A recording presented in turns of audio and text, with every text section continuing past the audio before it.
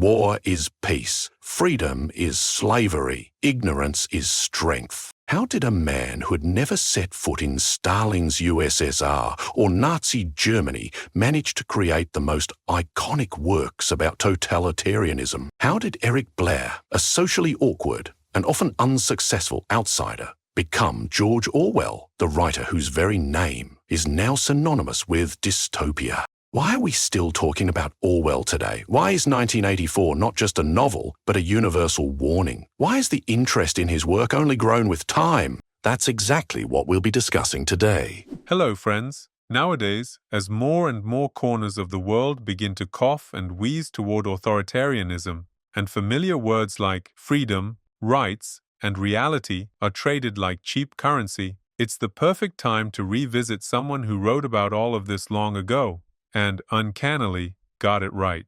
You're listening to an audio lecture about the man the world knows as George Orwell, though he was born Eric Blair. This is an audio format, something you can play on the go, during a walk, or alongside any everyday activity. Just press play. On screen, you'll see the full lecture text in a teleprompter-style scroll, alongside archival visuals, including rare photographs. All information comes from open and verified sources. References and links are listed in the description. Well then, enjoy the lecture, friends. War is peace. Freedom is slavery. Ignorance is strength. These paradoxical slogans are familiar to millions of readers around the world. They've become a cultural code, instantly recognizable even to those who've never held a copy of 1984 in their hands. But how did a man who never lived under Hitler or Stalin manage to create what is arguably the most accurate literary portrayal of totalitarian reality? So precise, in fact, that nearly a century later it feels even more relevant than it did at the time of publication. The name George Orwell has long become more than just the name of a writer. It's a label, a diagnosis. His novel, 1984, is not just a book. It's a political instrument, a warning, a mirror that can be held up to any system, any regime, any society, even one we might consider our own. Why did it happen like that? Each new generation rediscovers Orwell, and each new era, however grim the thought, finds its own fears reflected in his prose. This has become especially clear in recent decades, in the context of surveillance, censorship, thought control, and social polarization. And it doesn't matter whether we're talking about openly authoritarian regimes or liberal democracies increasingly driven by the desire to manipulate. In the 2020 year, sales of 1984 surged to record levels in both the US and the UK. People returned to it like one might return to a map, a guide through a world where freedom increasingly feels like a trap, and news becomes a tool for rewriting memory. The novel is often read as a commentary on the Soviet Union, and there is truth to that. Big Brother resembles Stalin. Emmanuel Goldstein echoes Trotsky. The interrogation transcripts mirror the show trials of the 1930. All of it is recognizable, but at the same time, it's not about just one country. It's about any society where power seeks to control reality, language, memory, and emotion. Totalitarianism isn't just tanks and spies. It's an atmosphere, and Orwell captured that atmosphere with terrifying precision. That, perhaps, is the great paradox. A novel, written by a man physically far from Soviet reality, became the most accurate map of its darkness. Some aspects of Orwell's legacy remain unexplained to this day, but one thread that scholars trace with relative clarity is the evolution of his worldview. Such ideological shifts are not uncommon in history, but it is especially fascinating to observe them in someone who already seems to have formed as an adult and yet radically changes his views.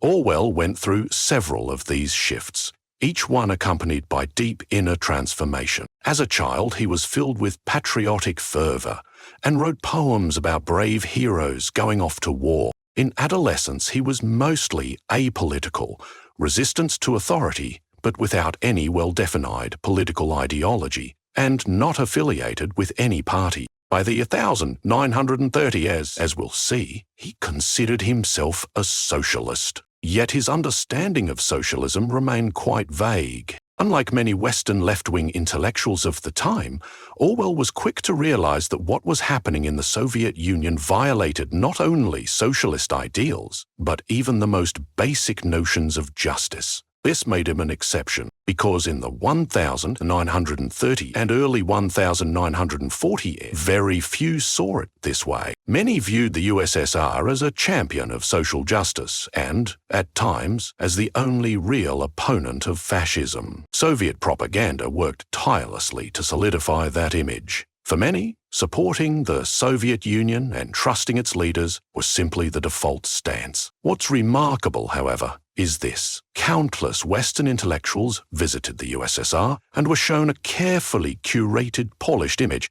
like something out of a Pyrive musical or a glowing documentary about the exhibition of national economic achievements, and they believed it. When you read what these people wrote, the contrast with Eric Blair, writing under the name George Orwell, becomes even more striking. Take Bernard Shaw, ironic, calm, used to questioning everything. A man you'd think impossible to fool. And yet he wrote, "I judge Mussolini, Kemal Pilsudski and Hitler by their ability to deliver goods, not by their ideas of freedom. Stalin has delivered goods in a way that was unimaginable 10 years ago. I take my hat off to him.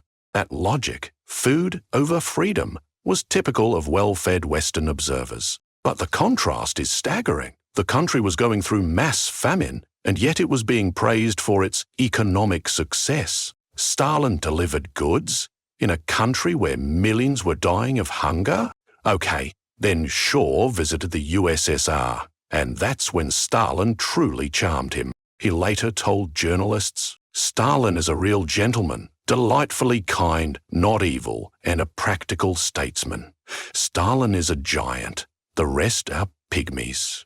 Russia is putting its house in order. The rest of the world is playing the fool." No less astonishing is the case of H.M. Wells, brilliant thinker and futurist. After the October Revolution, he visited Russia and was appalled. That visit resulted in his book, Russia in the Shadows. Lenin reportedly told him to come back in 10 years. Wells did return. 14 years later, Lenin was gone, Stalin was in power, and this time, Wells was mesmerized. I confess, I came to see Stalin with suspicion and prejudice.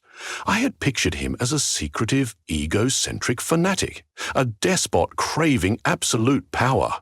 In the Stalin-Trotsky conflict, I leaned toward Trotsky. And yet, I must admit, Stalin wasn't simply oppressing and tyrannizing Russia, he was governing it.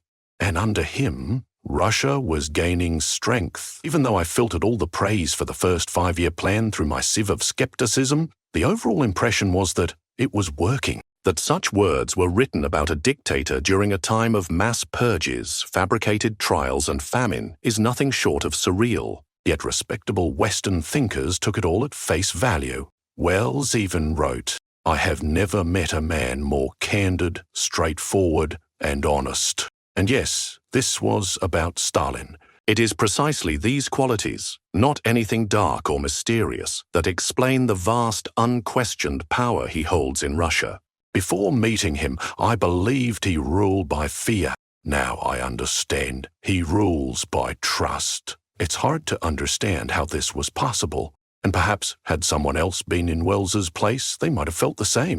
And that's not even mentioning Lion Feuchtwanger, a man deeply involved in analyzing the origins and nature of totalitarianism and fascism. Yet when he visited the Soviet Union, he wrote a startling book, Moscow, 1937. With literary flair, he describes the public show trials, trying to penetrate the psychology of the accused, the so-called criminals charged with horrific acts. Hard to believe, and yet it happened. Many were taken in. Orwell was not, even though he never visited the USSR, and maybe that's why. Maybe, from a distance, he was able to see what others missed, the most essential mechanism of the system, how manipulation of consciousness actually works. When one analyzes the mechanics of propaganda, it becomes clear.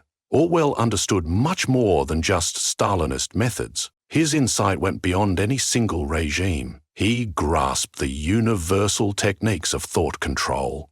It remains something of a mystery. How did a writer who, throughout the 1930s, produced modest, largely unnoticed essays and reports, eventually create one of the most influential novels of the 20th century? His collected works span around 20 volumes, ranging from journalism and literary reviews to essays and fiction. Within these texts, one can find noble ideals, sharp insight and passionate polemics, but not always the kind of force that makes literature truly exceptional. Some critics suggest that had Orwell died in Spain in 1936, where he was severely wounded and narrowly escaped capture by Spanish communists, his name might never have claimed the place in history it holds today. He would likely have remained just one of many foreign volunteers who perished in that war. In contemporary literary studies, Orwell's early works are often described as brilliant, noteworthy, or important. However, there is another perspective. That these were competent, realist essays and novels, written by a skilled author, but still belonging to the second or even third tier of English literature. There was no shortage of such texts in British prose of that era. So when did the turning point happen? A shift in his ideas? That part is clear. It was Spain that marked the beginning of his transformation into a great, truly remarkable writer. The famous judgment by Vladimir Nabokov that comparing a great Russian writer to a mediocre English one is unacceptable was made in the context of contrasting We by Yevgeny Zamyatin with 1984 by Orwell. And if we look only at Orwell's early decades as a writer, there's a certain logic to that statement. But in the context of his later works, the claim doesn't hold up. When it comes to George Orwell's biography, literary scholars have generally pieced together the key milestones. Though some ambiguities remain, the broader outline of his life is known. What's far more difficult to grasp is his inner evolution. He was a private man, and much of what he experienced found expression in his writing. As a result, biographical analysis often depends on interpreting his literary works, a method that is, by its nature, imperfect. And yet, it is through those very works that we can try to understand who he was and how he arrived at the ideas that now define his legacy. Eric Arthur Blair was born in 1903 in India, where his father worked as a minor official in a government institution known as the Opium Department, an agency responsible for cultivating and selling opium.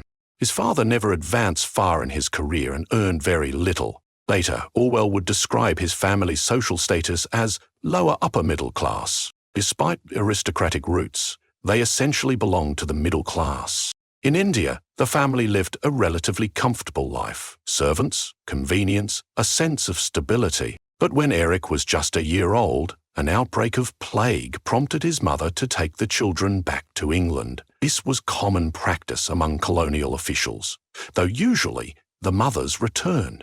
In this case, she stayed behind, presumably due to a strained relationship with her husband or a refusal to be separated from her children again. For the first 9 years of his life, Eric barely knew his father. The man visited briefly during leave and only rejoined the family permanently in 1912. After moving to England, their lifestyle changed dramatically. The servants were gone, finances grew tight, and the hardship worsened over the years. Eric felt the difference acutely. A sudden drop in living standards is a harsh experience for any child. Still, his mother made every effort to provide a good education for her children. Her brother offered financial help, and the father, too, did what he could to ensure Eric could attend reputable schools. From an early age, Eric began to develop deep personal insecurities. He first attended a local convent school as a day student. According to some sources, this is where he first encountered the concepts of guilt and sin, ideas that would embed themselves deeply into his psyche. But at this stage, he could always go home at the end of the day. That changed at age 8, when he was sent to St. Cyprian's School, a boys' boarding school, and a major social milestone. It was a prestigious institution meant to prepare children for elite universities. The fees were beyond what the family could afford, but Eric was accepted on a partial scholarship due to his academic promise. This immediately placed him among peers from a social class far above his own. The school found this arrangement beneficial. The headmasters, the Wilkes couple, deliberately sought out bright but poor students, later showcasing their academic success as a form of advertisement. Eric was not the only one. But for Eric himself, the class divide was difficult to bear. What we know about St. Cyprian's is shaped largely by Orwell's autobiographical essay, Such Were the Joys, in which he paints the administration and many of his classmates in a sharply negative light. The school is depicted as a place where power triumphs over weakness. He recalls his feelings there as ones of helplessness and humiliation. Corporal punishment was routine in British schools at the time, and Eric was no exception. He was beaten regularly. The headmaster's wife, Mrs. Wilkes, according to Orwell and other alumni, was known to be a harsh, manipulative figure. She had clear favourites. Orwell believed, and he may well have been right, that her favourites were usually the rich boys. If you were one of them, you could get away with anything. If not, you were an outcast. She played psychological games with the children, pulling some close, pushing others away, and they were drawn into her cruel manipulations. It was in this environment that Eric first developed an interest in mind control and manipulation, themes that would later become central to his work. Early 20th century boarding schools were often compared to prisons or colonies. Education there revolved around rigid discipline and the suppression of individuality. Character building was enforced through sport, military drills, and constant competition. For the physically frail and emotionally sensitive Eric, this was a brutal ordeal. On top of that, he struggled with a deep sense of being different. Later in his writing, he described how, in those years, he was made to feel not simply poor, but inferior. Though his family wasn't in dire poverty, the class divide was stark and painful. According to Orwell's own recollections, the teachers and administrators worked to convince less privileged students that success was only possible through personal effort. They were told, "No one will pay for your education. Win scholarship." In theory, it sounded empowering, but in practice, they were also made to believe that real power and prestige would always remain out of reach, reserved for those born into wealth or nobility. In that harsh atmosphere, Orwell tried to adapt. In letters and memoirs, he admitted to feeling both hatred and a yearning for approval, especially from Mrs. Wilkes. Her praise gave him a strange satisfaction, even as he loathed the system around him. Dreams of rebellion emerged early, but acting on them was almost impossible. Once, after being caned by a teacher, he shouted that it didn't hurt, so they caned him again, just to make sure it did. In such places, one doesn't exactly rise up. Still, an awareness slowly began to form. Being different wasn't always a weakness. Soon after, he became friends with the Buddycom family next door. Their daughter would become his first love, and some believe the love of his life. The friendship with that family would prove deeply important to him. Their first meeting was unusual. He saw the children playing in the yard, approached them, and stood on his head.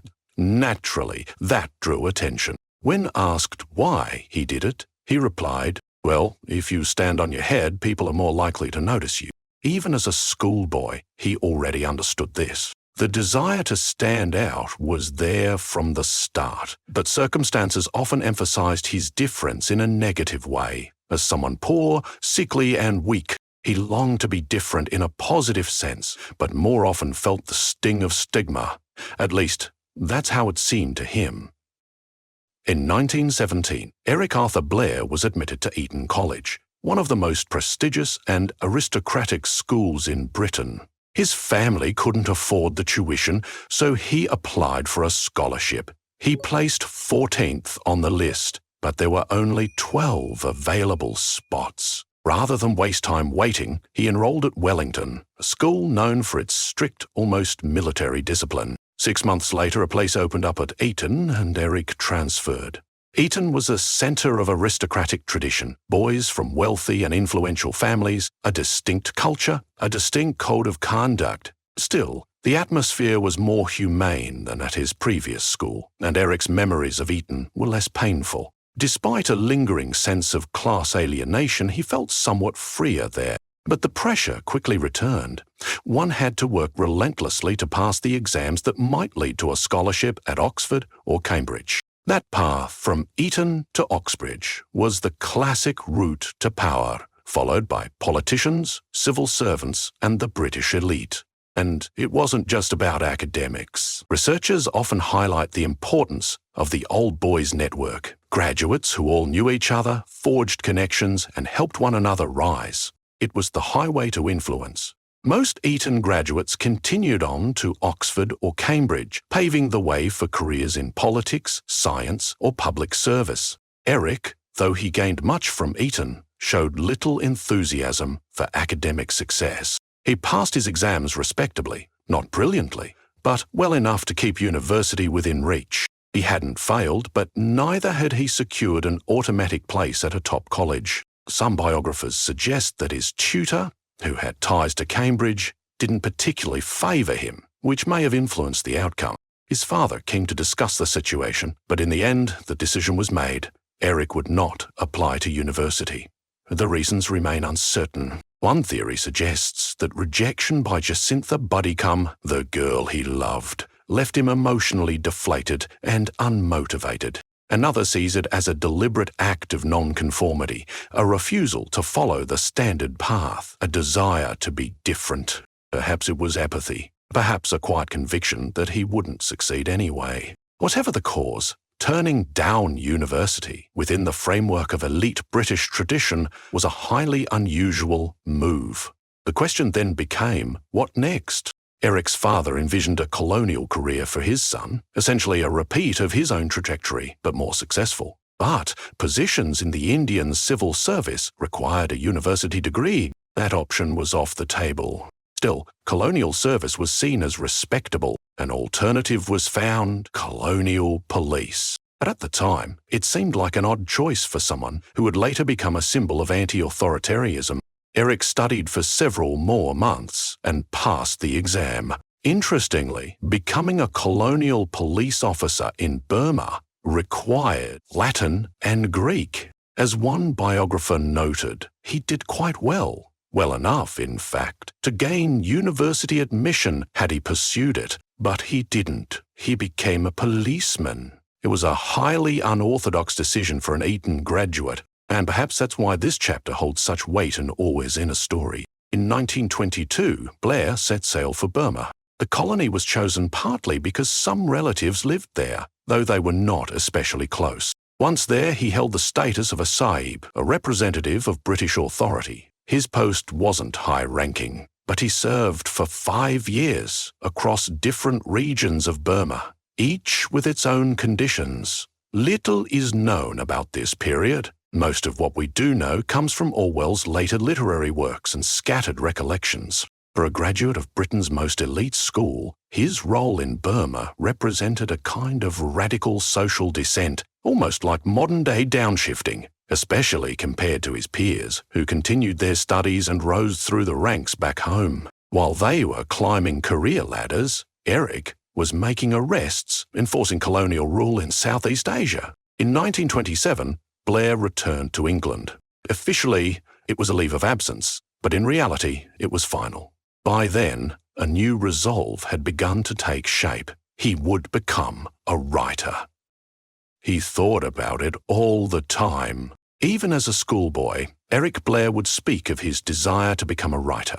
This was later recalled by Jacintha Buddicombe, a significant figure from his youth, in her late-life memoirs, which stirred considerable public interest. According to her, he didn't merely say he wanted to write, he declared he would become a famous writer. In the school setting, such claims were dismissed as adolescent boasting. After returning from Burma, Blair informed his family that he had no intention of continuing a career in the civil service. Instead, he was going to write. His parents were stunned. But as an adult, he no longer felt bound to their disapproval. He only promised he would live entirely on his own means. At that point, he had some modest savings, not enough to last long. And so began his literary journey. His first novel, Burmese Days, featured a protagonist clearly modelled on himself, a man who rejects the colonial system and ultimately takes his own life. This was followed by stories like A Hanging, a haunting account of an execution from the viewpoint of a colonial officer, and Shooting an Elephant, which explored the inner conflict between duty and compassion. All of these texts were rooted in lived experience, but publishers initially showed little interest. Then came an unexpected move. Inspired by one of his literary idols, Jack London, Blair headed to the East End of London and began living among the poorest strata of society. He swapped his clothes for rags, though his distinct upper-class accent was hard to mask in class-conscious Britain. To avoid suspicion, he told others he was a fallen gentleman, ruined by drink and cast out of his former life. The story helped explain his polished speech. In this way, he began studying and documenting life at the bottom. It was 1927. The poverty of 1927-28 wasn't quite Dickensian, but it was still bleak. Gradually, essays based on these experiences began appearing in print. They would later form the basis of his first significant book. In 1928, he moved to Paris, then a kind of literary capital. For American writers of the time, Paris wasn't just a cultural hub. It was also economically accessible, offering freedom and affordability. Hemingway, Fitzgerald, Gertrude Stein, they all worked there. But Blair once again chose the bottom. He lived in severe poverty, among beggars, prostitutes, and outcasts. Upon returning to England, a period of instability and searching began. He lived with his parents for a while, then moved out to live independently. He scraped together a living through odd jobs, teaching, working in a bookshop, and literary freelancing. Meanwhile, his writing intensified. He began to get published more frequently. But the fees from those early publications weren't enough to sustain him. So much of his income came from writing reviews, the typical path for a writer in the making. The main dream, to create serious literary fiction, remained his central goal. In the early 1930s, his first books began to appear, among them Down and Out in Paris and London, which chronicled life among the poor in France and England, Burmese Days, based on his colonial experience, and two novels, A Clergyman's Daughter and Keep the Aspidistra Flying. He would later consider those novels failures, even asking that they not be reprinted. Nevertheless, they survived and were even adapted for the screen. It seemed like a literary career was taking shape. His name was becoming known, books were being published regularly, but the internal unrest persisted. He began to engage more deeply with left-wing circles. His attention turned to socialist ideas, to poverty, unemployment, and social injustice. These themes became dominant in both his thinking and his creative exploration. In 1936, one of his publishers, himself of leftist leanings, told Blair, "You write all this stuff about tramps, thieves, and prostitutes. Why don't you go see how the working class lives in the North?" And so he did. The journey would form the basis of The Road to Wigan Pier, one of his most striking early works. The book offered a raw, honest, and detailed look at the lives of working-class Britons in industrial towns. By the time he wrote it, he was already in his 30s. Meanwhile, his former Eton classmates were climbing high, holding prestigious posts, earning substantial salaries, becoming members of Parliament, living in villas. And he, a writer with a few books to his name, remained filled with a sense of inner dissatisfaction. This inner tension, perhaps not fully understood even by Orwell himself, grew more intense, and it became the source of a deeply personal literary energy. Biographers note that much of his prose is essentially one long novel, a novel about himself. This view is echoed in the work of literary critic Victoria Chalikova. While literary theory insists we must separate the author from the narrator, in Orwell's case it's clear that his fiction conveyed not only observation, but intimate lived experience. His characters often die, while the author continues to write, a witness to his own trauma. He went to Burma and was appalled by the injustice of colonialism. So he wrote a novel about it. He lived among society's outcasts and turned that into essays and narrative non-fiction. He fell in love with a clergyman's daughter and wrote A Clergyman's Daughter. Like many writers, Orwell drew heavily from his own life. But at this stage, there was no real separation between self and material. His reflections, feelings, and experiences were still inseparable. His literary voice had yet to fully mature, but the direction was already set. Where were the moments that finally made him separate himself from his material? It's a compelling question. By the mid-1930s, the young writer was gripped by constant inattention. A mounting sense of guilt had begun to weigh heavily on every aspect of his life, turning into a burden that tore at him from within. Friends and acquaintances later described him in conflicting ways. Some remembered him as a man with the spirit of a big child, fond of odd pastimes like collecting risque postcards sold at seaside resorts. These trivial things seemed to bring him genuine delight. He also loved comic books, a simple form of entertainment but one he embraced with near childlike enthusiasm. His childhood friend, the writer Cyril Connolly, described him in the opposite way, as someone born old. This contrast reveals just how differently people perceived him. He remained deeply reserved. His time in the colonies had left him with a pronounced paranoia, one that only intensified with his growing political engagement and turn toward leftist ideas. He often felt watched. After his death, it was indeed revealed that he had been under police surveillance. Authorities considered him strange. This tendency toward secrecy had begun in early childhood. In his own recollections, he wrote that by the age of 7 or 8, he had already concluded that it was unwise to reveal his emotions to adults. What's especially interesting is that despite his deep bond with his mother, respect for his father, and warm relationships with his sisters, he held firmly to the belief that one's inner self must be hidden. This attitude seems to have been shaped by his experiences at boarding school, where emotional openness was seen as weakness. Within him, two opposing forces were constantly at odds: the urge to conform, to be like everyone else, and a fierce rejection of imposed rules, a quiet rebellion, a deep-rooted need to resist. Alongside his guilt, he also struggled with acute insecurity. He saw himself as useless, unattractive, awkward, and unwanted. Much of this, he believed, stemmed from his school years, where he failed to excel in sports and thought of himself as clumsy, a view even some of his friends shared. And yet many who knew him spoke of his strong personal charm. Women fell in love with him again and again. His romantic life was active, but inside he still felt like an outsider.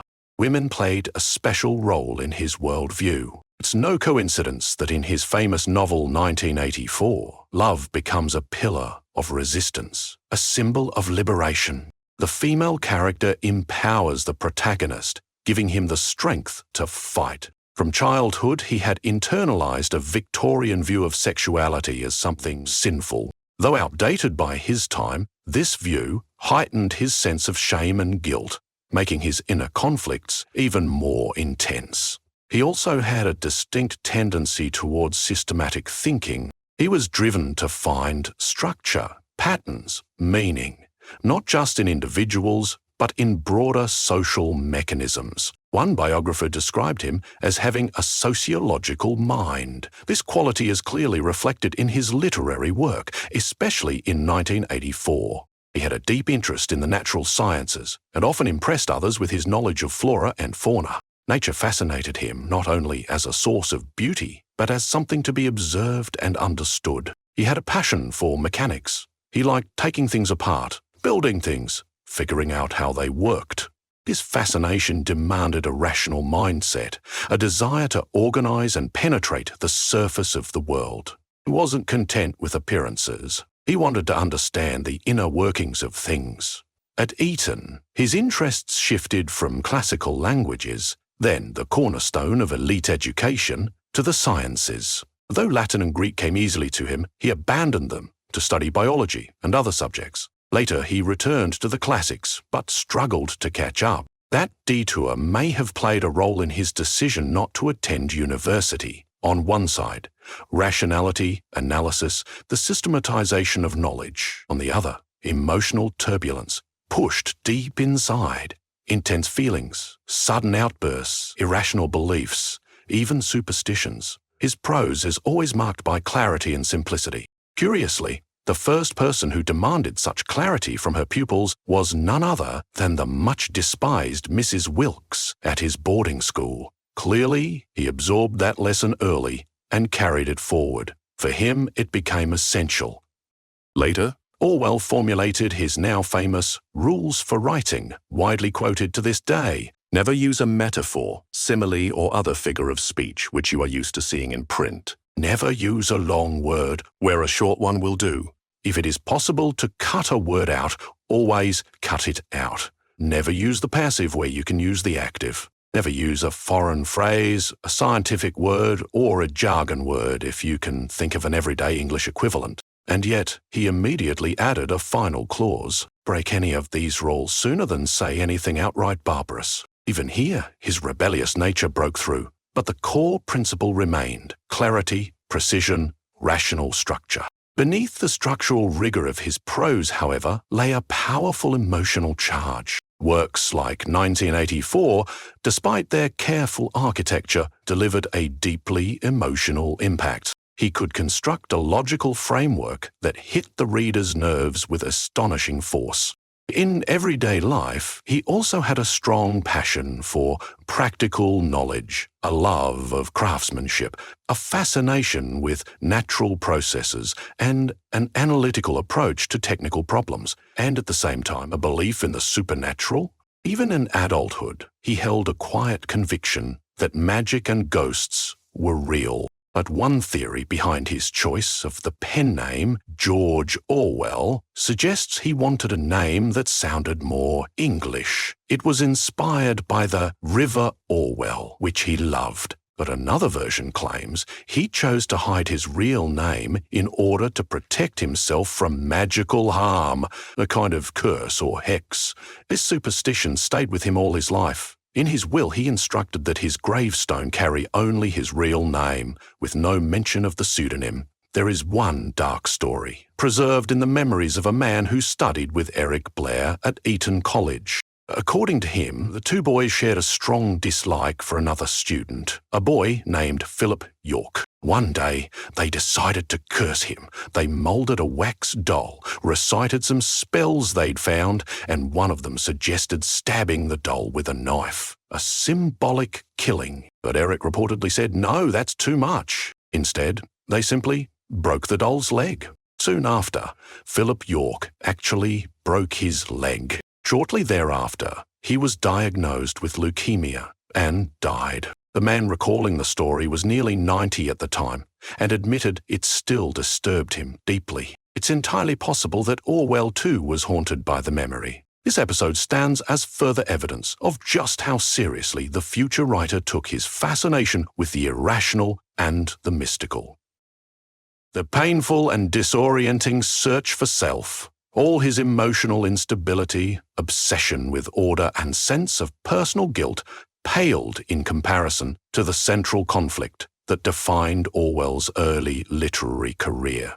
This was his persistent sense of glaring social injustice, which had taken root in childhood and ran through nearly all of his works, from essays to novels. This awareness first emerged during his school years. The school environment seemed like a model of the world, where the strong always defeated the weak. Within this system, he felt condemned to a marginal existence. He faced a choice: conform to that reality or rebel against it. According to his own recollections, by the age of 10 or 11, he had concluded that the only truly significant person in society was someone with a fortune of £100,000 sterling. Against the backdrop of school conversations where boys compared their fathers' salaries, his own family's situation seemed pitiful. Even though he attended a private school, the sense of social inadequacy never left him. His family was not impoverished, His mother, of partially aristocratic French descent, was well liked among his friends. She would visit him at Eton, speak with the boys, bring sweets and small gifts. But for the teenage Eric, each of these visits became a painful reminder that he didn't belong to the elite.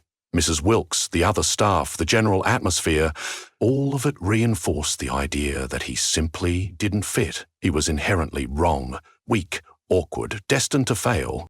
Later, this feeling was reinforced by new circumstances. He experienced deep guilt toward his father, especially after abandoning the idea of attending university. The financial and emotional investments of his parents felt like a debt he would never repay.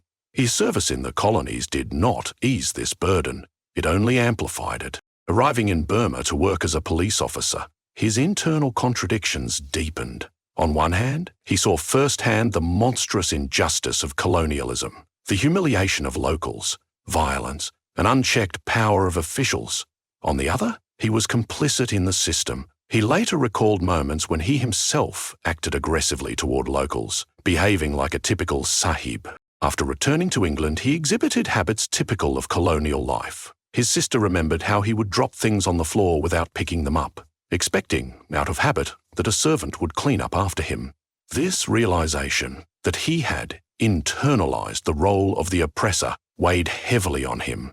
Nevertheless, after 5 years in Burma, he could not fully detach from the social world he had inhabited. Despite his disgust, he frequented clubs, participated in hunts, and maintained a social life within the colonial elite. To avoid becoming a pariah, he had to play by the rules, despise the locals, mimic the colonizers, pretend to be someone he was not. At various points in his life, he deliberately sought the company of those excluded from the social mainstream. For example, in Burma, he would visit a man who had married a local woman, someone ostracized by the British community, never invited to events, completely ignored. Even then, Orwell gravitated toward those who broke the rules. At the same time, however, one of his former classmates expressed surprise at how Orwell's colonial writings seemed to romanticize imperial authority. This raised questions. Was he being sarcastic, wearing a protective mask, or was it a period of genuine belief in the legitimacy of empire? The contradictions never ceased. At times, he seemed fully immersed in colonial ideology. In one conversation, he reportedly said that ideas of compassion and banning corporal punishment might work in private British schools, but not with the natives in Burma. A typical colonial remark. And yet in his fiction, the tone is entirely different. His protagonists are suffocated by colonial violence and alienation and often die. Around this time, Orwell arrived at a moral principle he would later often repeat. The oppressed are always right, and the oppressors always wrong. It was a stark and simplistic view, but for him, in the late 1920 essay and early 1930 essay, it made perfect sense based on his accumulated experience. Thus, his worldview took shape, torn by contradiction, consumed by guilt, and haunted by complexes. He sank deeper into contemplation of a world riddled with injustice.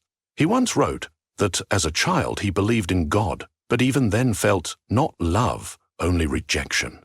Like Ivan Karamazov, he might have said, "I believe in God, but I reject his kingdom." So the question became, what to do? Adapt and pretend everything was fine? Or try to escape the pain through vengeful literary therapy? It's known that he often sprinkled the names of boys and young men he had disliked in school into his books, assigning those names to unpleasant characters, perhaps hoping the real people would recognize themselves and feel insulted. But these little acts of revenge brought no real relief. They were just steam valves. At a certain point, Orwell's inner search was compared to the spiritual torment of Russian populists, or even Tolstoy. The difference in scale was obvious, but the suffering was very similar. The world was broken. What could be done? The classic answer, echoing the populists, was to change it, to help people.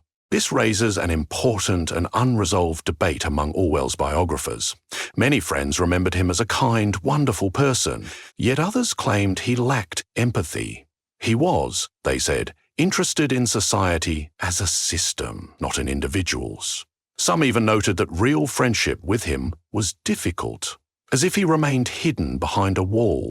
Thus, the path of personal aid, becoming a doctor, priest, or volunteer, never appealed to him. Perhaps it was due to shyness. Perhaps it was the emotional restraint of an English upbringing. Still, the inner burden grew, guilt toward his family, toward his father, whose hopes he hadn't fulfilled, guilt for his role in colonial oppression, for the lives disrupted by empire, and for his own relatively privileged position, which, though unstable, was far better than that of millions of others. He suffered from not having become like his successful Eton classmates, yet also felt guilt in relation to the poor. All these moral and psychological knots tightened until they threatened to crush him. At some point, it's unclear exactly when, perhaps during a trip back to England on holiday or even earlier, he came to a realization. It wasn't enough to simply step down in life. He had to fall, not withdraw, not hide, but collapse completely. It was, apparently, the only way to relieve the overwhelming guilt he felt. In some ways, his internal search resembled the spiritual journey of Leo Tolstoy, who, in his quest to draw closer to the common people, took to working the land himself. When Tolstoy published his manifesto against the death penalty, "I cannot be silent," he concluded with the words, "Either stop what you're doing or put the noose around my neck. That's all. I can't go on." It was the cry of a soul pushed to the edge. Orwell's path was similar, but in a darker, more tortured key. He wasn't striving to become a proletarian per se, though he often used the word. He wanted to descend even further, to become what society deemed refuse, total collapse. The comparison to Tolstoy is apt, but his story more closely mirrors the tormented heroes of Dostoevsky, consumed by guilt and endlessly probing their own wounds. He began living in flophouses, cheap hostels, and bedbug-infested rooms. He took up menial, degrading jobs such as working as a dishwasher. The image of Martin Eden from Jack London's novel came to mind, a man slaving away in a laundry, grueling, exhausting work done for a higher purpose. Others went to the poor as teachers or doctors. Orwell simply became one of them, but he knew it was a performance. After his time in the slums of Paris, he would return to his parents' home, take a bath, change his clothes, and everything would return to normal. This awareness deepened his inner torment. He tried to purge his emotions by documenting everything he saw.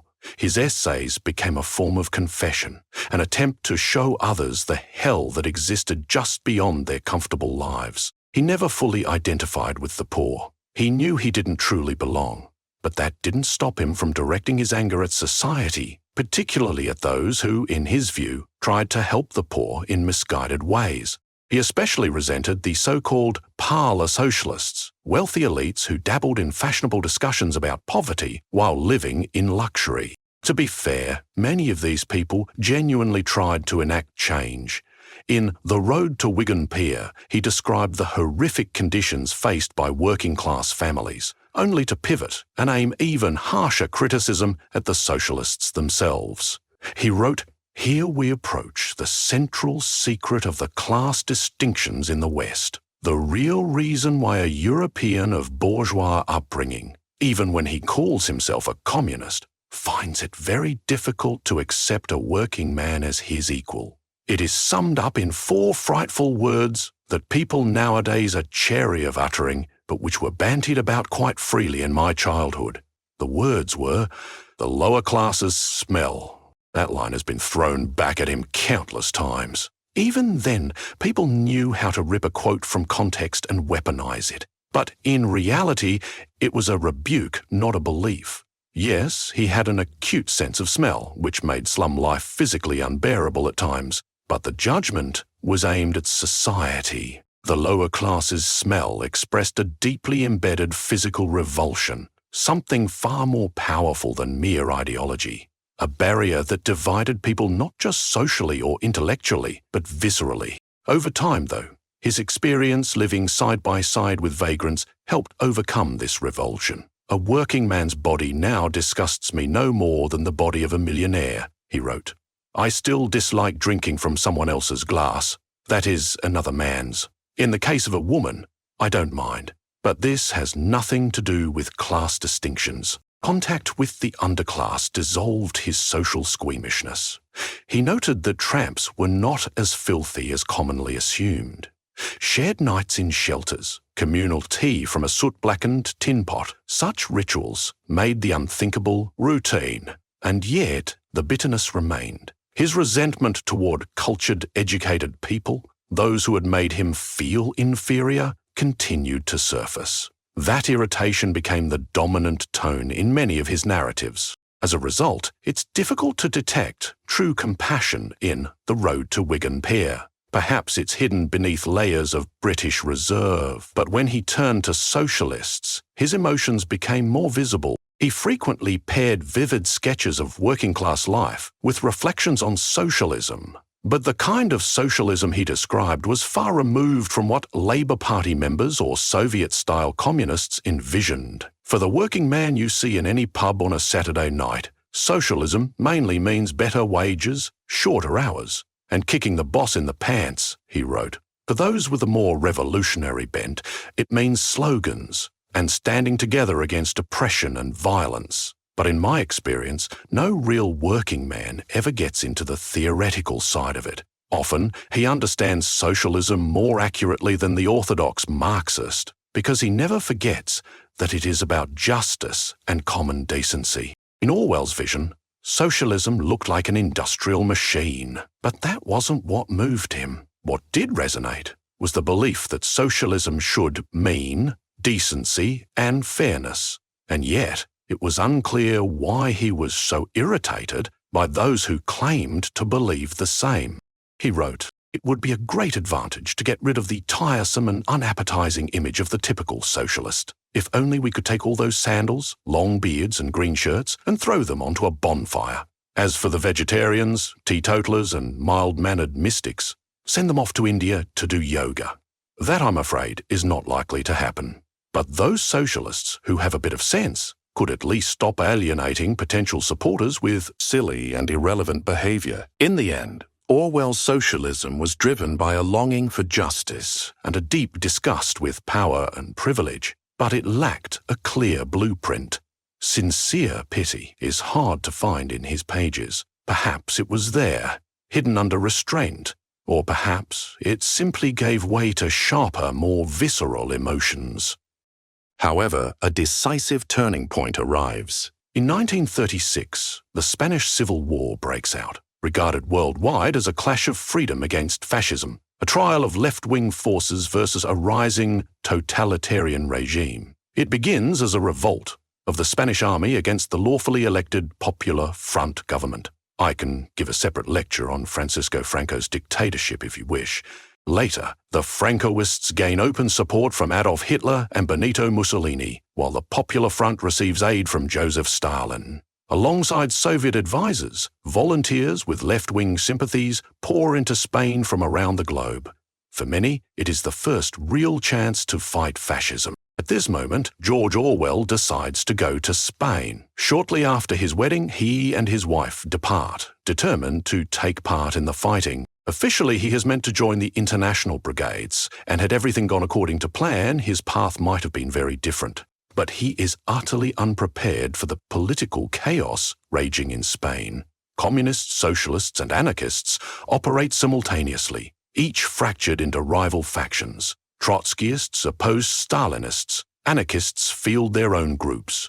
Every camp forms its own armed units. Orwell enlists in the army organized by POUM, Workers' Party of Marxist Unification, a socialist party respected partly because it cooperates with the anarchists. At this stage, the communists still play a minor role in the conflict. The situation changes once Soviet aid begins to flow chiefly through communist channels, instantly boosting their influence. At Stalin's insistence, repression of Trotskyists starts. Purges follow, all in full view of foreign volunteers. For Orwell, at first, it matters little whose ranks he fights in. The essential thing is to confront fascism. He heads to the front and will spend 115 days there. Later, in Homage to Catalonia, a far more mature work than his early books, he describes his feelings. I knew there was a war on, but had no idea of its true nature. If asked why I had joined the militia, I should have answered, to fight against fascism.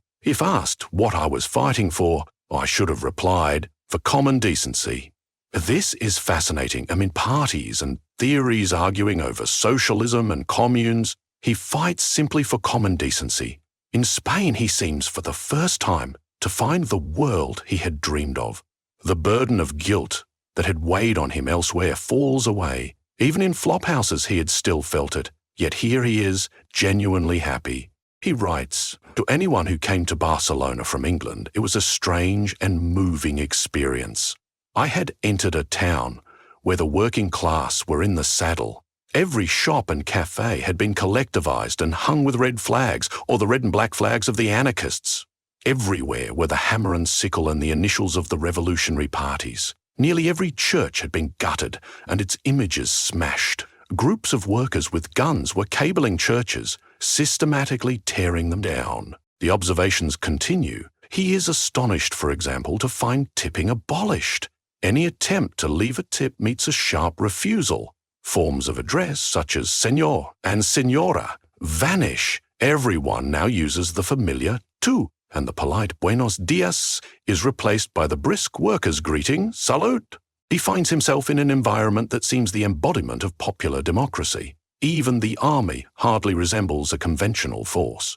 Compared with his earlier service in the colonial police, the Catalan militia retains a horizontal structure and shuns strict hierarchy. Orwell notes, in the first days of the fascist rising, every union and political party had its militia. Each was essentially a political organisation, responsible to its own party at least as much as to the central government. There was a general agreement that orders must be obeyed, but when you gave an order, you did so as comrade to comrade, not as superior to subordinate. There were officers and NCOs, but no ranks in the ordinary sense. No badges, no saluting, no click of heels. In effect, the militia were an embryo of a classless society in active operation. Such an atmosphere stands in stark contrast to Ernest Hemingway's description in For Whom the Bell Tolls, where Robert Jordan is appalled by the lack of discipline and feels relief when for once an order is obeyed. For Orwell, everything unfolding around him seems an ideal realized. The class society suspended, everyone behaving with dignity and without oppression.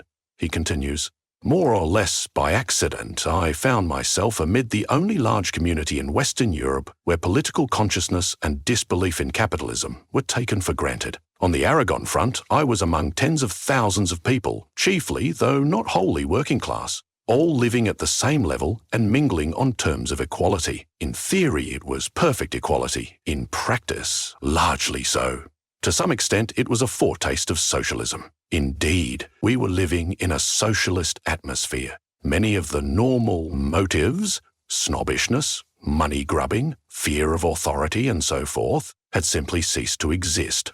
At the same time, he cannot ignore the extreme disorder, filth, and confusion within the militia. Weapons are antique, rust-eaten rifles. Handling them is awkward. The Spanish mañana spirit, endless postponement, reigns everywhere. Yet these shortcomings evoke affection rather than annoyance. They seem the reverse side of the freedom he treasures. He remarks, in trench life there are 5 things that matter: firewood, food, tobacco, candles, and the enemy. In the winter on the Saragossa front, they kept their importance in that order, with the enemy last. Except for the risk of a night attack, nobody bothered about him. He was a distant black figure hopping back and forth. In reality, both armies cared chiefly about keeping warm. Thus, the war appears almost unserious, yet fought for a noble cause, offering equality and freedom. Dirt, cold, and smells notwithstanding, everything feels right. Later, he is severely wounded. Doctors fear he may lose his voice. During his hospital stay, radical changes occur. Stalinist forces tighten their grip. In Barcelona, armed clashes erupt between communists and anarchists. The party he has joined by chance, POUM, becomes the main target. He had considered transferring to a communist unit, but after the arrests and purges he realizes he cannot be part of that system. Tragic absurdities unfold before his eyes. People who came to fight fascism disappear without trace. A young Englishman is beaten to death in prison. When Orwell reaches Barcelona, his wife, who has stayed in the city, meets him at a hotel with a calm, social smile, embraces him, and whispers, "You must get out." Soon it is clear that the hunt is on. He hides, sleeps in the street, and the couple only just escape. Later they try to free a jailed friend, but he tells them, "We'll all be shot here, of course." Their own lives hang by a thread. He observes. The crowd looked unrecognizable.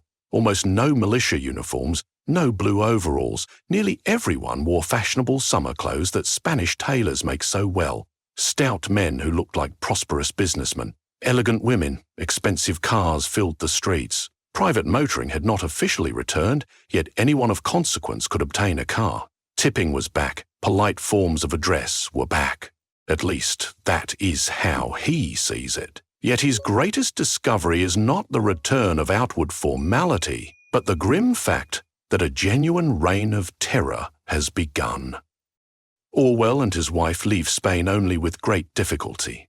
Inside, he is torn by sharp contradictions. On the one hand, he still passionately wants the Popular Front to win. On the other, he feels compelled to tell the world what he has actually witnessed. From this tension is born Homage to Catalonia, built on the same structural pattern as The Road to Wigan Pier. Vivid, first-hand sketches alternating with theoretical reflection. Yet the new book is written with far greater force and clarity. Its publication does not happen at once. Orwell approaches several left-wing publishers and is turned down each time. Editors insist the book is impossible because it criticizes the communists and Stalin, whom many still regard as the chief bulwark against fascism. When the volume finally appears, it is greeted by some as an act of betrayal. Orwell is branded a renegade. He devotes pages to proving that POM is not a Trotskyist party, a necessary political digression that complicates the otherwise lively narrative. What outrages him is that truth and decency have been violated. Allies torture and shoot one another, an obscenity he cannot accept. Many biographers believe Orwell's decisive intellectual break occurs in Spain and immediately after. One can agree, although he had never admired the Stalinist model, it is at this moment that a profound shift takes place. Even in The Road to Wigan Pier, he offers no overt Marxist line, only broad meditations on equality. Now he is convinced beyond doubt that justice is not to be found in the Soviet Union. In this he differs sharply from writers like Bernard Shaw, H.G. Wells, Lion Feuchtwanger, and many others who still look on the USSR with sympathy. Orwell feels no such enchantment with Stalin, and this refusal of illusion marks a crucial boundary. Remarkably, he grasps the implications with speed. Though he avoids prison himself and sees only a portion of the terror firsthand, the arrests and horrors befalling his comrades unfold in compressed time. Even so, they are enough to cement his mature political stance. In Homage to Catalonia, that stance is not yet fully articulated. The work is vivid and absorbing, but it remains part of Orwell's earlier phase, still a personal memoir laced with analysis. In the years that follow, Orwell begins to transform into a writer of another caliber. Perhaps because he has looked death in the face, perhaps because he has grown up, endured much, understood more. Yet the decisive element is not a mere disillusionment with Stalin, which he never idealized in the first place, but a leap to a new level of artistic comprehension. That maturity shows first in what he stops doing. He ceases to write about himself, literally. His next book is Animal Farm, an allegorical fable in which the author, as a character, is absent. One may suppose that the atmosphere of the wider world also pushes this inner shift. The Spanish War ends in a Franco victory. World War II looms. Even before it breaks out, a shock reverberates round the globe and, certainly through Orwell himself, the signing of the Molotov-Ribbentrop Pact. Stalin has revealed his true face by making a bargain with Hitler. Not all on the left grasp the scale of the event at once. For many it is trauma, yet they try to rationalize it, believing Stalin acts rightly. In France, for example, communists who will later become pillars of the resistance spend 1939-41 largely defending Stalin's move. Their awakening comes later. Orwell's comes sooner. The pact confirms his view of Stalin and also validates a deeper intuition. A global evil is advancing. That recognition, too, likely propels his creative growth. It is one thing to sense the world's injustice merely as social inequality, that someone's father has more money than yours. Quite another to watch two dictators strike a deal to devour the whole world. When the war broke out, Orwell tried at once to reach the front. Because of chronic tuberculosis, no one can say exactly when it began. He had coughed all his life. He was rejected by every branch of the services. The refusal hit him hard. In the end, he was assigned to home front agricultural labour, planting potatoes for the civilian larder. Later, he found work at the BBC. His task was to broadcast cultural programs to India, shoring up the link between the Raj and the Empire. An odd mission for an avowed anti-imperialist. He threw himself into it, only to learn the shows attracted almost no listeners, and he left. Meanwhile, events of world importance were unfolding. In 1941, Hitler invaded the Soviet Union, and the USSR became Britain's ally. Everyone, even Churchill, was ready to join hands with Stalin. Everyone but Orwell. On 3 July 1941, days after the invasion, he wrote in his diary, "Few things show the moral and emotional shallowness of our time more clearly than the fact that we are all now, to some extent, pro-Stalin. This revolting murderer is temporarily on our side, and therefore the purges and all the rest are suddenly forgotten." Such a position was lonely. The alignments of the Second World War were fiendishly complex. Historians will still be revising them a century hence. Yet even then, Orwell sensed the underlying danger. Remarkably, he showed a gift that can only be called prophetic. During the war, he began Animal Farm. No disillusioned policeman, no tramp. An allegory in which pigs overthrow farmer Mr. Jones and set up their own order under Napoleon. Stalin in thin disguise. The rival snowball is instantly recognizable as Trotsky. The conflict on the page reproduces episode after episode from Soviet history. Soon the new power begins to degenerate. Repression, executions, lies. The original principles crumble. The most famous part of the text is the list of commandments the animals first paint on the barn wall. Whatever goes upon 2 legs is an enemy. Whatever goes upon 4 legs or has wings is a friend. No animal shall wear clothes. No animal shall sleep in a bed. No animal shall drink alcohol. No animal shall kill any other animal. All animals are equal. Little by little, the rules are revised. No animal shall sleep in a bed with sheets. No animal shall drink alcohol to excess. No animal shall kill any other animal without cause. Reasons, of course, are always found. At last, every commandment is rubbed out save one, also amended. All animals are equal, but some animals are more equal than others. Equality, in the end, has failed. This is, of course, a story about the degeneration of Soviet power, the corruption of revolution, told with remarkable clarity, intelligence, and depth. It all culminates in the moment when Napoleon and his circle have grown friendly with the new farmer, Mr. Pilkington. They drink together, laugh together, a thinly veiled metaphor for the USSR's rapprochement with the Western powers, and it all ends with that haunting, grotesque image, a drunken feast where pigs and men are indistinguishable. The beasts slip away from the binge. But they had not gone 20 yards when they stopped short. An uproar of voices was coming from the farmhouse. They rushed back and looked through the window again. Yes, a violent quarrel was in progress. There were shoutings, bangings on the table, sharp, suspicious glances, furious denials. The source of the trouble appeared to be that Napoleon and Mr. Pilkington had each played an ace of spades simultaneously. 12 voices were shouting in anger, and they were all alike. No question now what had happened to the faces of the pigs. The creatures outside looked from pig to man, and from man to pig, and from pig to man again, but already it was impossible to say which was which. The finale is a searing summary. The novella treats a specific reality: revolution, Stalin's terror, the Trotsky purge, and the Stalin-Churchill-Roosevelt alliance, but is written from a higher plane of craft and understanding. Even readers ignorant of Soviet detail grasp the broader theme: how revolutions decay, how people yield to evil, obey force and lose their bearings. That message is unchanged today. Think how many cynical pacts and compromises stain modern politics, and Orwell's warning stays fresh.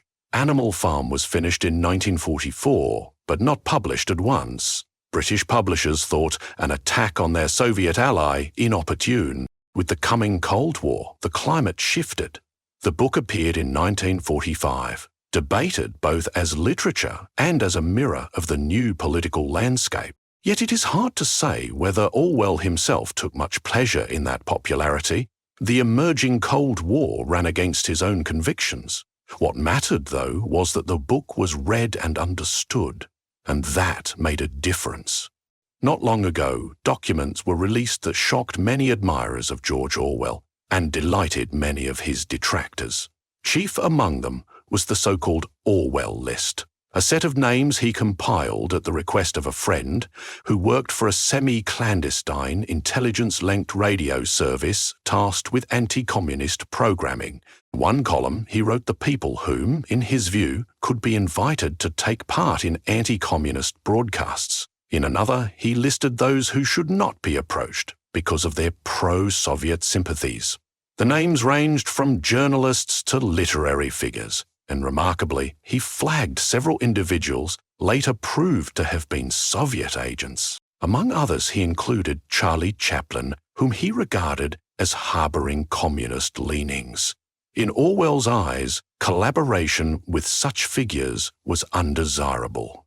Publication of the list caused a public uproar. Some accused Orwell of working for the secret police and composing denunciations. In truth, the list was no denunciation. It named no one to be jailed, only those with whom one ought not to collaborate. The episode shows how seriously Orwell had come to view the communist threat. Either commentators, especially in Russia, have claimed that Orwell set 1984 in England because he already saw a dictatorship forming at home. He did perceive the situation as bleak, but what disturbed him most was not government action so much as the stance of the British intelligentsia, whom he criticised more sharply than the state itself. Even so, he still saw a clear difference between a flawed, free society and full dictatorship. The latter frightened him far more. He feared that Britain might slide into tyranny, yet he did not believe he was living under one. What tormented him was not a specific political system, but the sense of an encroaching evil closing in from every side. The final years of his life were especially harsh. His wife died suddenly after what was meant to be a routine operation. She had not even told him she was entering hospital. At the time, he was in France. They had only recently adopted a son. His own health kept worsening. He moved to the island of Jura in Scotland, despite the fact that he actually disliked everything Scottish. At school, Mrs. Wilkes had idolised Scotland, and ever since then he'd had a strong aversion to it. And yet, he chose to live there. It was on Jura that he began working on 1984. Something remarkable happened. He reached a new plateau of artistic maturity. Many hold Animal Farm to be the pinnacle of his craft. Yet, 1984 surpassed even that. How did he grow so dramatically well into his 40s? The new novel continues themes first aired in his early writing, power and the crushing of the individual. On one level, it is a fable whose characters recall real historical figures: Stalin, Trotsky, Kamenev, Bukharin, Zinoviev, and others. Perhaps it began life as an expanded animal farm, but the result became a philosophical exploration of whether the world can be changed and whether human welfare can be delivered from above. And the 19th century had already brought upheaval, industrialization, mass migration, dizzying social mobility. Inequality widened. Many felt what Orwell felt, guilt at their own comfort and a fervent desire to set things right. Literature captured that longing. In 1913, Jack London published The Valley of the Moon. Its protagonists, trapped in an urban hell of poverty and loss, flee the city for Sonoma Valley, where they craft a new, honest life together and await the birth of a child, an imagined return to simplicity and self-reliance. Yet the novel appeared in 1913. 3 years later, London took his own life. The causes are complex, but social despair and personal disappointment surely played a role. London himself admitted to feeling shame over his wealth. Another formative influence on the young Orwell was H.G. Wells. In 1904-5, Wells serialized essays, later gathered as A Modern Utopia. The schoolboy Eric Blair devoured them, dreaming of writing something similar one day. In A Modern Utopia, two travelers arrive on a planet beyond Sirius, a world much like Earth, but lacking nation-states. Alarmed by the prospect of world war, Wells proposed a single world government run by an intellectual elite, the Order of Samurai, echoing Plato's philosopher kings. The utopia boasts one language, seasonal migration of populations, a plant-based diet, and a cult of health and sport. Everything rational and hygienic, the very antithesis of London's slums. Politically, it is a republic with local self-government and universal suffrage. Yet state control is sweeping. Parents must prove physical fitness to have children. Criminals are exiled. Citizens live under constant surveillance, governing movement, health, family, even sexuality. Such ideas once thrilled the youthful Orwell, but his attitude to Wells's schemes changed radically. In 1941, Orwell published a scorching review of Wells, provoking a storm. Shortly afterward, the two men met for lunch. The encounter turned into a quarrel, Wells having taken the article as a personal insult. The piece, titled Wells, Hitler and the World State, dissected Wells's pronouncements. Orwell wrote, "What can Wells oppose to the strident little gutter sniper from Berlin? Nothing but the usual windy rhetoric about a world state, plus the Sankey Declaration." The latter was an attempt to codify basic human rights, accompanied by anti-war appeals. Orwell noted that, apart from calls for regulating air power, Wells's prescriptions had not changed in decades, yet were still delivered with missionary zeal. Thus, the visions that once enthralled Orwell, the dream of a rational, regimented world order, now repelled him. He no longer believed in a beneficent world government, nor was he alone. Over the 20th century, many thinkers began to suspect that state control, however well-intentioned, posed a threat to freedom. In 1932, Aldous Huxley, who, incidentally, had once taught the young Eric Blair at Eton, published Brave New World, a novel that, in many ways, answers H.G. Wells. This is a future Earth where everyone is well-fed, well-entertained, drugged at will, and free for endless, consequence-free sex. Yet, no real human life remains. All of it unfolds under total state control, which determines at birth the class to which each person will belong. Those destined for the lower castes are deliberately stunted through scientific interventions. Wells foresaw progress producing healthier, happier, stronger people. Huxley foresees progress dividing humanity into rigid categories, each one carefully maintained. Huxley's world revolves around a cult of Ford with quasi-religious rituals. Even the sign of the cross is replaced by a T. Children are not born of love. There is no love, only state-sanctioned orgies, but through artificial gestation. Human relationships are stripped away entirely. Naturally, the book influences Orwell even more, though he once tried to conceal it. As later scholarship shows, He is deeply affected by Yevgeny Zamyatin's 1920 novel We. Written in Russia, it would not be published there until after the Soviet era. We responds both to Soviet reality and to Plato. Wells found in Plato wise philosopher kings. Zamyatin found the crushing of the individual. His protagonist lives in an utterly rational, meticulously planned one-state, which its citizens long believe covers the entire world, though it does not. They have no names, only numbers. There is no variety in dress, no family, no love. Instead, there is a daily sexual hour for which one must obtain a pink ticket, the only hour when blinds may be lowered so that two numbers may couple. In Zamyatin's world, procreation is tightly regulated. Only those who meet preset standards may reproduce. The woman, 090, with whom the hero has relations, yearns for a child but is forbidden. She's 10 centimeters below the minimum height. Everything obeys strict calculation. The hero, a mathematician, works on a vast spaceship called the Integral, a symbol of technical progress and rational order. His principal reading is the numerical tablet of railway timetables. No other books exist, no poetry, no literature, no modes of feeling. The plot turns when he meets a woman who awakens his emotions. She reveals another world beyond the Green Wall, where free savages live outside state control. Together, they plan a revolt. Their scheme is uncovered. The hero undergoes psychological treatment that annihilates his personality. He loses all former feelings, even compassion. He watches, indifferent, as the woman he once loved is publicly executed, no longer recognizing her. Yet he dreams of the glorious future to come, now that the Integral is finished and new marvels await. Orwell long denied knowledge of we.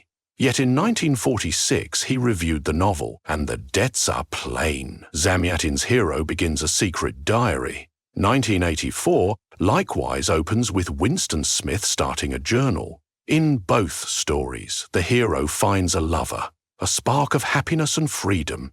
In both, the lovers are destroyed.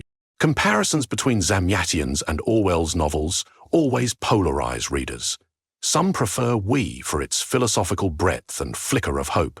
Others favor 1984 for its relentless precision and emotional impact. Together, they form twin pillars of 20th century dystopian literature. We leaves room for salvation. Beyond the Green Wall lives a free world. Characters still feel deeply. The woman linked to the hero is pregnant and knows the risk. She is smuggled out to bear her child in liberty.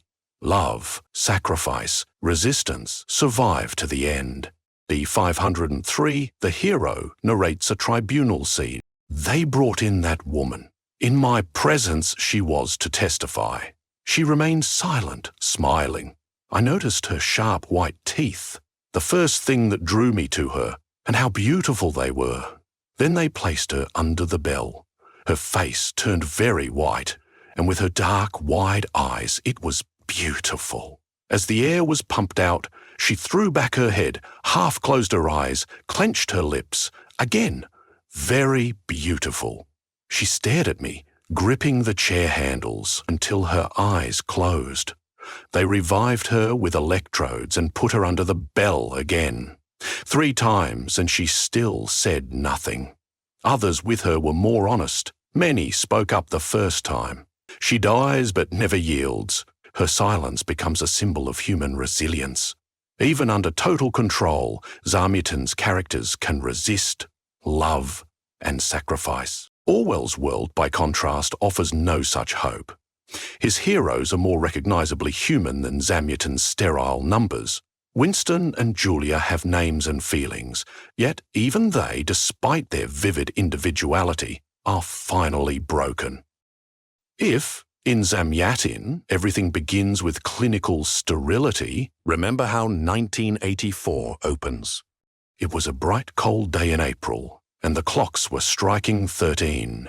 Winston Smith, his chin nuzzled into his breast in an effort to escape the vile wind, slipped quickly through the glass doors of Victory Mansions. though not quickly enough to prevent a swirl of gritty dust from entering along with him.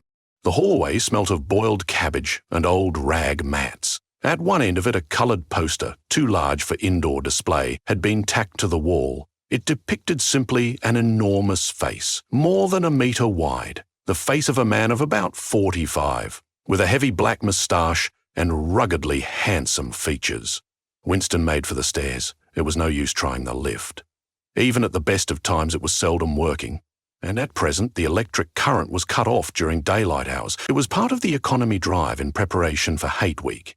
The flat was 7 flights up, and Winston, who was 39 and had a varicose ulcer above his right ankle, went slowly, resting several times on the way.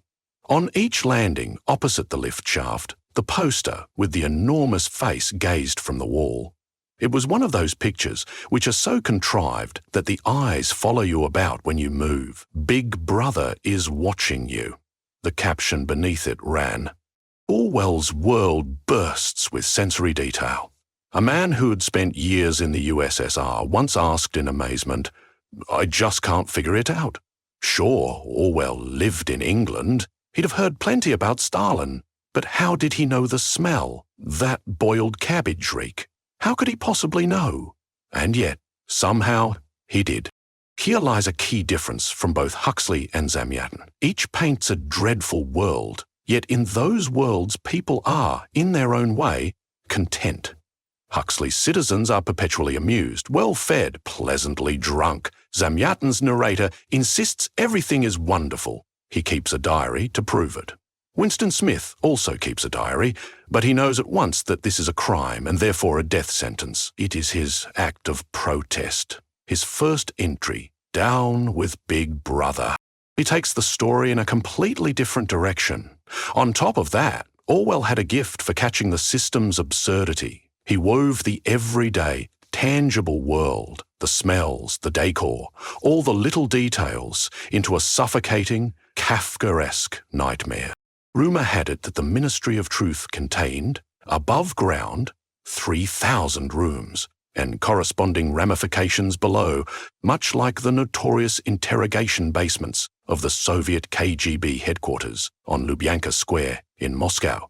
One wonders whether Orwell himself had heard of them. Scattered about London, there were just 3 other buildings of similar appearance and size. From the roof of Victory Mansions, you could see all 4 of them simultaneously. They housed the entire apparatus of government. The Ministry of Truth, which concerned itself with news, entertainment, education and the fine arts. The Ministry of Peace, which concerned itself with war. The Ministry of Love, which maintained law and order. And the Ministry of Plenty, which was responsible for economic affairs. Everything is inverted. Minitrue falsifies information. That is Winston's job. Minluv sows hatred. Minipax conducts war. Mini-plenty presides over chronic shortage. Hence the party slogans that float over this world. War is peace, freedom is slavery, ignorance is strength. No such slogans existed in the USSR. Orwell said he got the idea from the Soviet boast of completing a 5-year plan in 4 years. He, unlike those raised inside the system, refused to accept absurdity as normal. He noticed it. That is the vital point. Through the novel, beyond Winston and Julia's private horror, run observations about language, propaganda, and thought. They astonish because they reach far beyond Soviet analysis. They speak to other regimes, and alas to the present day. One key term born with Orwell is doublethink. Doublethink means the power of holding 2 contradictory beliefs in one's mind simultaneously, and accepting both of them. The party intellectual knows in which direction his memories must be altered. He therefore knows that he is playing tricks with reality. But by the exercise of doublethink, he also satisfies himself that reality is not violated. The process has to be conscious, or it would not be carried out with sufficient precision. But it also has to be unconscious, or it would bring with it a feeling of falsity and hence of guilt. How did he know? The description fits present-day Russia uncannily. The essence of doublethink. How did a journalist living in London, or on Jira, grasp it? Another Orwellian invention is newspeak. He even appends a technical appendix analysing that language. The purpose of Newspeak was not only to provide a medium of expression for the worldview and mental habits proper to the devotees of Ingsoc, but to make all other modes of thought impossible. Memory is altered. Winston remakes yesterday's newspapers, and simultaneously the language itself is pruned. In time, everyone is to speak Newspeak, far cruder than Old Speak.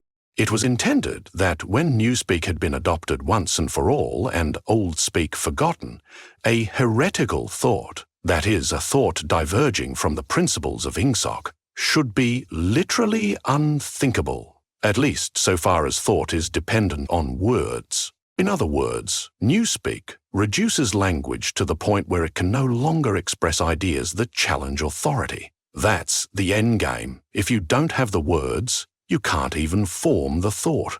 If you're forbidden to say, "I am a slave," and the very word slavery has been erased, you're no longer able to state, perhaps even to realize, that you live in bondage.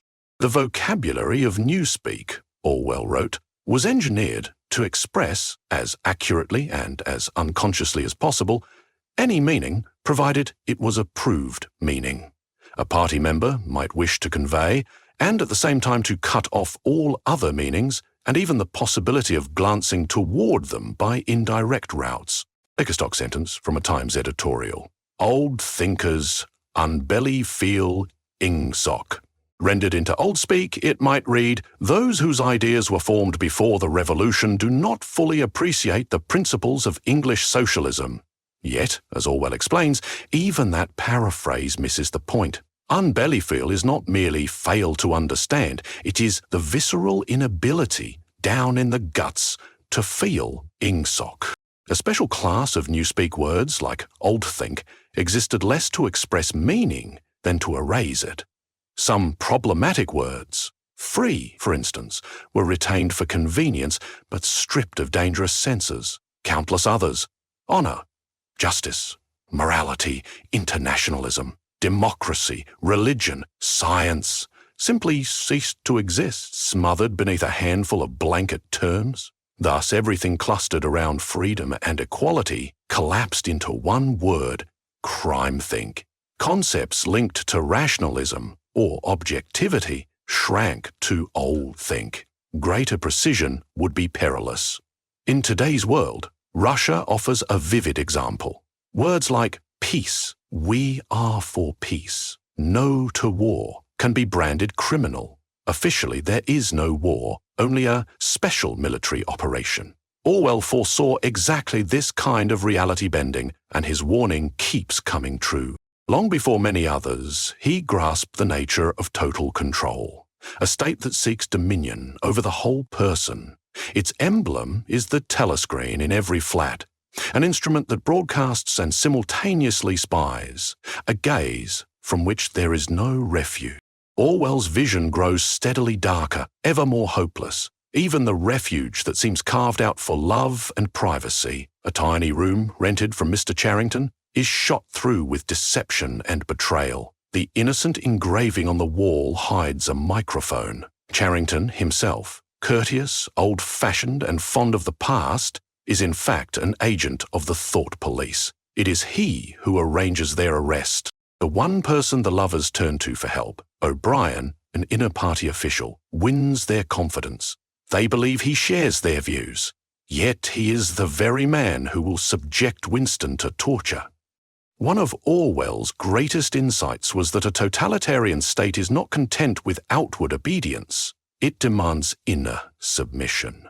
Genuine compliance lies not in actions, but in thoughts, in one's very perception of reality. This idea is driven home in the torture scene, where O'Brien, applying electric shocks, holds up 4 fingers yet insists Winston see 5. At first, Winston resists, then offers to say he sees 5, just to end the agony. But that is not enough. O'Brien wants no mere utterance, he wants sincere conviction.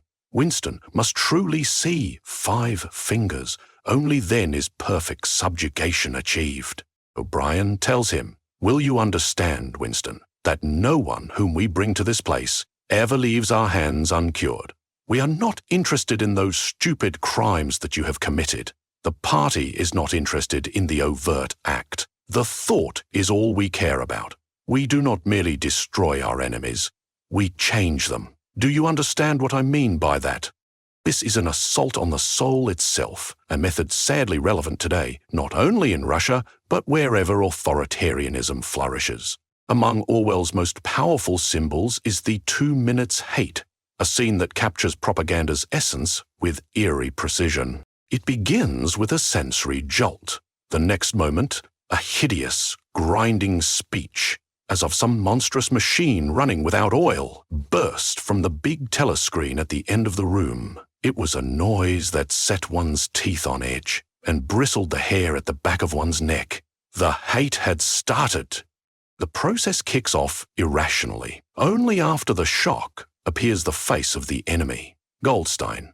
First come fear, discomfort, a blow to the nervous system. Propaganda always bypasses reason. It terrifies, triggering archaic reflexes. Next comes collective ecstasy. Winston can hardly breathe. Hysteria swells as people fling objects. In its second minute, the hate rose to a frenzy. People were leaping up and down in their places and shouting at the tops of their voices in an effort to drown the maddening, bleating voice that came from the screen. The little sandy-haired woman had turned bright pink, and her mouth was opening and shutting like that of a landed fish. Even O'Brien's heavy face was flushed. He was sitting very straight in his chair, his powerful chest swelling and quivering as though he were standing up to the assault of a wave. The dark-haired girl behind Winston had begun crying out, "Swine! Swine! Swine!" And suddenly she picked up a heavy Newspeak dictionary and flung it at the screen. At a certain point, Winston realizes he too is swept along. In a lucid moment, Winston found that he was shouting with the others and kicking his heel violently against the rung of his chair. The horrible thing about the 2 minutes hate was not that one was obliged to act a part, but, on the contrary, that it was impossible to avoid joining in. Within 30 seconds, any pretense was always unnecessary. Anyone today who wonders how so many intelligent, educated, outwardly successful people come to utter monstrous things and commit dreadful acts should turn to the works of George Orwell. Every mechanism is spelled out in his novel. The one thing missing is an answer to the question of how to fight back. Orwell himself did not know it. He saw the world as hopeless. In that world, everything is poisoned, saturated with despair. Worst of all is the invasion of a person's innermost self. By the final pages, Winston is utterly broken. He agrees to anything, even sees 5 fingers where there are 4. He will say or believe whatever is required, yet he still loves Julia. Then, faced with the rats, his deepest phobia, he screams the fateful words, "Do it to Julia." That is the instant of total submission. Afterward, he is released, for he has betrayed his love. Julia is released as well. She has done the same. It is obvious they will be picked up and destroyed later, but first, as O'Brien promised, they must be cured. Now they are considered cured. Next comes the conclusion, steeped in dread and futility. He gazed up at the enormous face. 40 years it had taken him to learn what kind of smile was hidden beneath the dark moustache. Oh, cruel, needless misunderstanding. Oh, stubborn, self-willed exile from the loving breast. 2 gin-scented tears trickled down the sides of his nose. But it was all right. Everything was all right. The struggle was finished. He had won the victory over himself. He loved Big Brother. Orwell lived to see the success of his novel. This happened in 1949. Almost immediately after its publication, the book won wide recognition, and by 1950, the author was gone. The book, meanwhile, kept gathering meaning, was reprinted countless times, translated into dozens of languages. 1984 became one of the most read works of the 20th century, and likely beyond. It overwhelms. It deprives one of hope, yet it contains a devastating truth. Some generations of Russian pupils were fortunate during class. A visit came from the great translator Viktor Golishev, who recalled working on the text. As I was translating Orwell, I was sick the whole time, he recalled. Why? Because, well, try keeping that harrowing stuff inside you. The words hit so hard they make you ache. The novel can cause physical distress. That is no reason to avoid it. It is a reason to read it. For all its hopelessness, the pages reveal crucial truths. Orwell explains how propaganda functions, why inner integrity must be guarded, why resistance to mental control is vital. This is not merely a political book or a literary one. It is a manual for grasping the world. Perhaps an explanation of why the world is as it is. From it we draw one chief lesson. Do everything in your power never to love Big Brother, whatever face he may wear. One wonders, had Orwell survived tuberculosis, would later books have equaled this one? Perhaps. It is hard to imagine him drifting into mere journalism. His death was an irreplaceable loss. Yet there remains deep gratitude for what he managed to tell us. Well, friends, that brings us to the end. This was a long lecture, and it took me a tremendous amount of time to research, write, and produce. If even one person found it meaningful, thought-provoking, or worth listening to, that already makes it all worthwhile. Thank you for staying with me until the end. If you made it here, you're exactly the kind of listener this project was made for. Let me ask you this. What part of Orwell's legacy do you think matters most today, and why? I'd love to hear your thoughts in the comments. And of course, a special thank you to my Patreon supporters, who make it possible for me to work on videos like this regularly, as well as to those of you who support the channel through Buy Me a Coffee. Your help means more than you think. This channel exists because of you, and that's no exaggeration. See you soon. Stay thoughtful. Stay free.